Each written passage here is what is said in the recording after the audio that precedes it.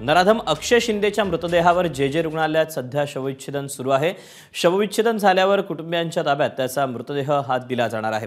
कळवा रुग्णालयात न्यायाधीशांच्या उपस्थितीमध्ये पंचनामा झालेला होता आणि त्यानंतर काही वेळापूर्वीच त्याचा मृतदेह हा जे रुग्णालयात आणण्यात आलेला आहे आणि त्याच्या आता मृतदेहाचं शवविच्छेदन केलं जात आहे।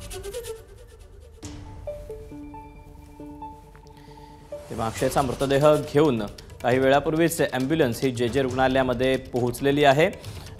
काल अक्षयचा एन्काउंटर झाला होता, त्यानंतर त्याचा रात्री उशिरानं पंचनामा पूर्ण झालेला होता आणि कळवा रुग्णालयामध्ये हा पंचनामा पूर्ण झाल्यानंतर आता त्याचा मृतदेह हा जे रुग्णालयात आणण्यात आला आहे। अपडेट जाणून घ्यात राजू सोनावणे आपल्यासोबत आहे। राजू, काही वेळापूर्वीच ॲम्ब्युलन्स दाखल झालेली आहे, त्याचा मृतदेह घेऊन शवविच्छेदन सुरू असल्याचं समजतंय। पुढे नेमकी काय प्रक्रिया असणार आहे?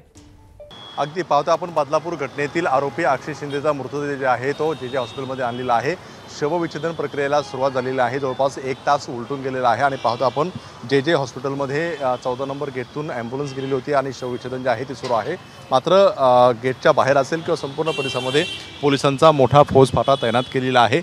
आता साधारणतः 1 ते 2 तासामध्ये शवविच्छेदन पूर्ण होईल आणि त्यानंतर मृतदेह जो आहे तो त्यांच्या नातेवाईकांच्या ताब्यात देण्याची जी आहे ती प्रक्रिया सुरू होईल। मात्र नातेवाईक हा मृतदेह स्वीकारणार का याकडे सगळ्यांचं लक्ष लागलेलं आहे, कारण ज्या प्रकारे काल त्यांनी आरोप केलेले होते की आम्ही मृतदेह घेणार नाही कारण यामध्ये मोठा घातपात केलेला आहे, माझा मुलगा बंदूक चालवू शकत नाही असं अक्षय शिंदेच्या आईनं म्हटलेलं होतं। त्यामुळे तो एक मोठा वाद निर्माण होतो की काय हे पाहणं महत्त्वाचं आहे। मात्र सगळ्यात महत्त्वाचं म्हणजे का ज्या प्रकारे सांगितलं आहे की आधी अक्षय शिंदेने जी आहे ती गोळी चालवली, त्यानंतर पोलिसांनी जी आहे ती गोळी चालवली आहे। त्यामुळे शवविच्छेदनामध्ये नेमकं स्पष्ट होईल की नेमकं काय घडलेलं आहे, तो रिपोर्ट नेमका काय येतोय हे सुद्धा पाहणं महत्त्वाचं राहणार आहे। कारण पाहतो आपण का आज सकाळी जी आहे ती फॉरेन्सिकची एक टीम जी आहे त्या संपूर्ण घटनास्थळी जाऊन ते पाहणी केलेली होती, सगळं जे आहे त्याची तपासणी केलेली होती। आता शवविच्छेदन केल्यानंतर जे आहे ते नेमकं काय समोर येतं हे सुद्धा पाहणं महत्त्वाचं राहणार आहे। त्यामुळे पुढच्या 1 ते 2 तासामध्ये शवविच्छेदन पूर्ण होईल आणि त्यांच्या नातेवाईकांमध्ये हा मृतदेह जो आहे तो दिला जाणार आहे।